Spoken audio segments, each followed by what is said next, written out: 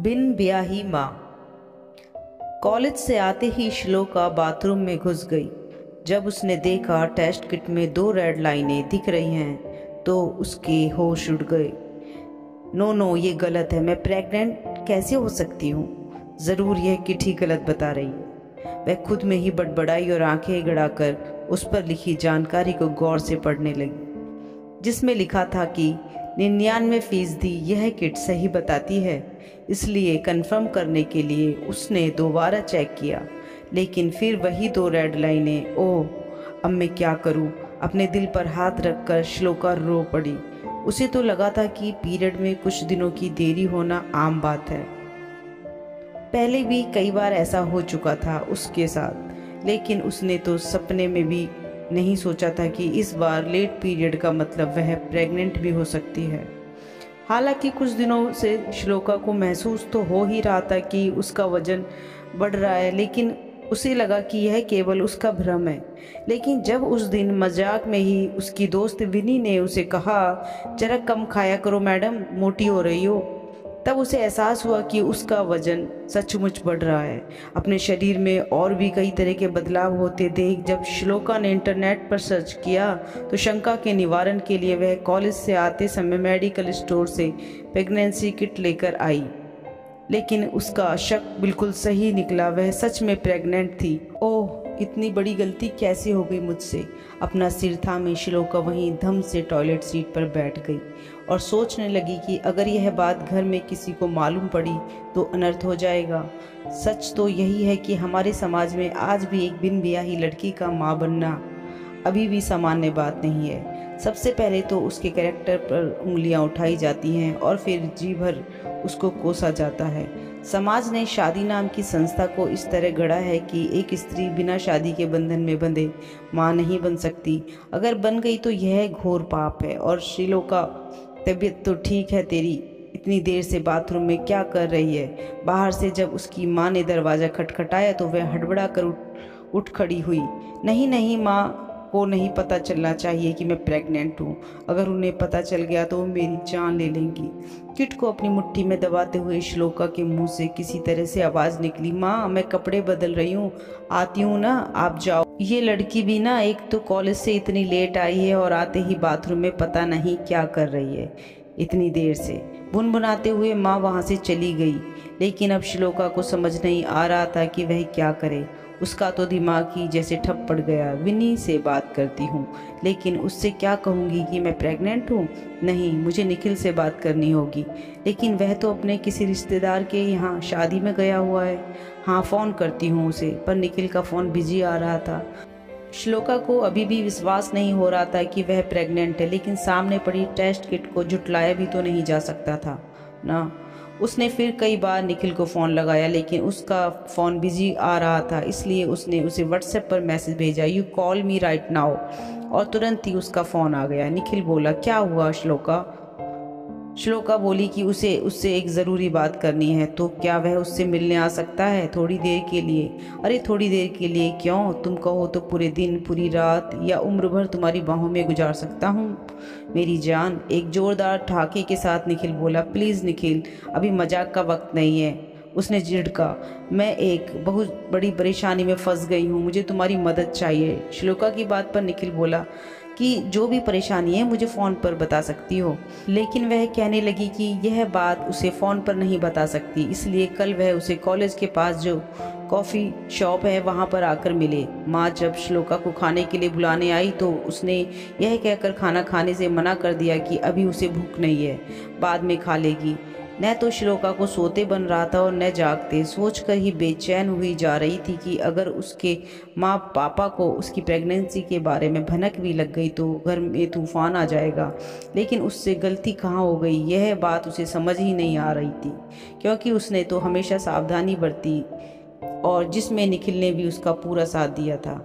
फिर वह प्रेग्नेंट कैसे हो गई? हाँ, शायद उस श्लोका ने अपने दिमाग पर जोर डाला तो उसे याद आया 31 दिसंबर के दिन वह अपने माँ बाप से झूठ बोलकर कि वह एक सहेली के घर पार्टी में जा रही और जल्द ही वापस आ जाएगी, निखिल के घर चली गई थी।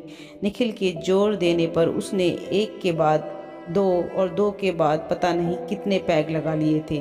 फिर उसे कुछ होश ही नहीं रहा। निखिल भी कहाँ होश में था।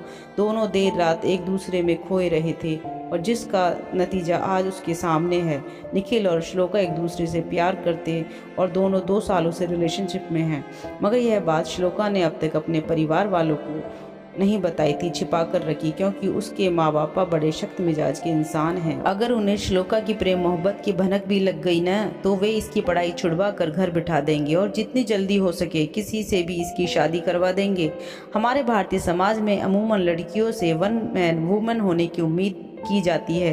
माँ बाप की सोच की जिससे उनकी बेटी की शादी हो वही उसका क्रश, दोस्त या प्रेमी बने। महिलाओं की किसी अन्य तरह के रिश्ते या पुरुष दोस्त की आसानी से हमारा समाज स्वीकार नहीं कर पाता है। हमारे समाज में वही लड़की सुशील और संस्कारी मानी जाती है जिसका कोई लड़का दोस्त ना हो। शायद यही वजह है कि श्लोका ने अपने बॉयफ्रेंड की बात अपने माँ पापा से छिपा कर रखी थी। कॉफी शॉप में मिलने पर जब निखिल ने उससे पूछा कि क्या बात है, इतनी घबराई सी क्यों लग रही हो, तो श्लोका ने उसे सब कुछ बता दिया। क्या प्रेग्नेंट? मगर यह कैसे हुआ?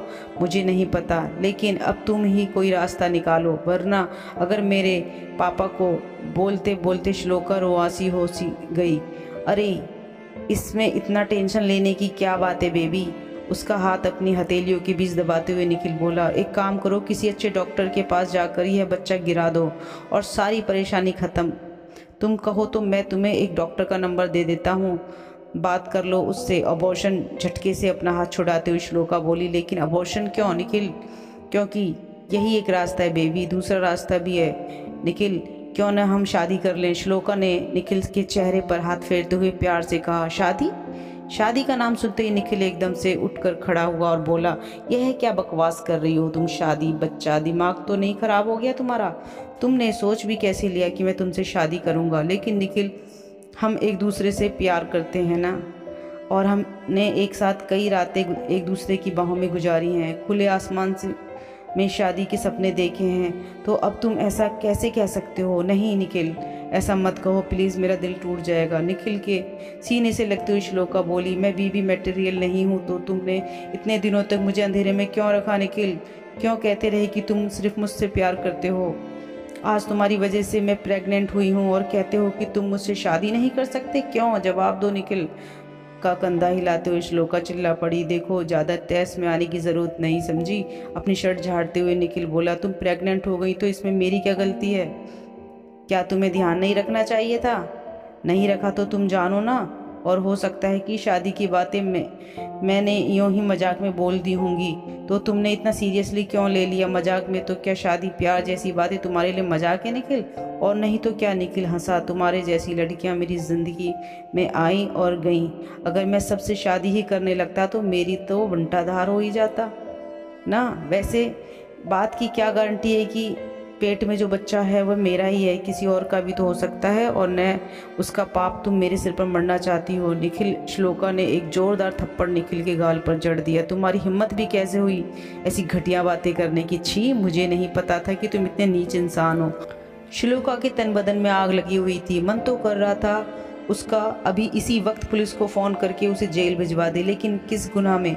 गलती तो उसकी भी थी ना, जो अपनी भावनाओं पर नियंत्रण न रख सकी। निखिल पर भरोसा कर उसे सब कुछ सौंप दिया और आज वही इंसान उसे बीच मझधार में छोड़कर भाग रहा है। घर आकर श्लोका निढाल हो फर्श पर गिर पड़ी और सब सुबकते हुए सोचने लगी कि निखिल उसे ऐसा धोखा देगा, सपने में भी नहीं सोचा था उसने। उसे तो लगा था वह भी उसे उतना ही प्रेम करता है जितना वो, लेकिन उसने तो सिर्फ उसके शरीर से प्रेम किया। चलता रहा उसे भ्रम में रख कर कि वह उस पर मरता है, लेकिन अब मरने लायक तो उसकी ज़िंदगी बन चुकी थी। उठकर उसने निखिल को फिर से फ़ोन लगाया, लेकिन शायद उसने उसका नंबर ब्लॉक कर दिया। उसका सिर इतनी ज़ोर से घूमा कि वह लड़खड़ाती हुई फिर पलंग पर गिर पड़ी। उसकी आंखों से आंसू-धारा बहने लगी। अपने पेट पर हाथ रख के उसने महसूस किया कि एक जीव उसके अंदर सांस ले रहा है। नहीं, एक माँ होकर मैं अपने ही बच्चे को नहीं मार सकती, वह खुद ही बुदबुदाई। लेकिन समाज और परिवार से कैसे लड़ोगी तुम? अकेले पाल सकोगी इस बच्चे को? श्लोका के दिल से आवाज़ आई। वह चीख पड़ी और अपने दोनों कान बंद कर लिए। श्लोका खुद से ही रोज़ लड़ रही थी। उसका एक मन कहता कि इस बच्चे को गिरा दो, और दूसरा कहता एक माँ होकर वह अपने बच्चे को कैसे मार सकती है। बेटी को कमज़ोर और पीला पड़ता देख चेहरा उसकी माँ पूछती है कि तबीयत ठीक तो है ना उसकी। नहीं तो चलकर किसी डॉक्टर से दिखा देते हैं। लेकिन श्लोका अपनी पढ़ाई और करियर की टेंशन बताकर माँ को चुप करा देती है। लेकिन वह कब तक झूठ बोलेगी अपनी माँ से। उसका बढ़ता पेट एक न एक दिन तो सच्चाई उगलेगा ही ना। दोस्तों, इस कहानी से हमें यह सीख मिलती है कि किसी लड़के की बातों में आकर ऐसा गलत कदम कभी ना उठाएं। फालतू का खामियाजा भुगतना पड़ता है। कहानी अच्छी लगी हो तो वीडियो को लाइक, शेयर और चैनल को सब्सक्राइब ज़रूर कर देना। धन्यवाद।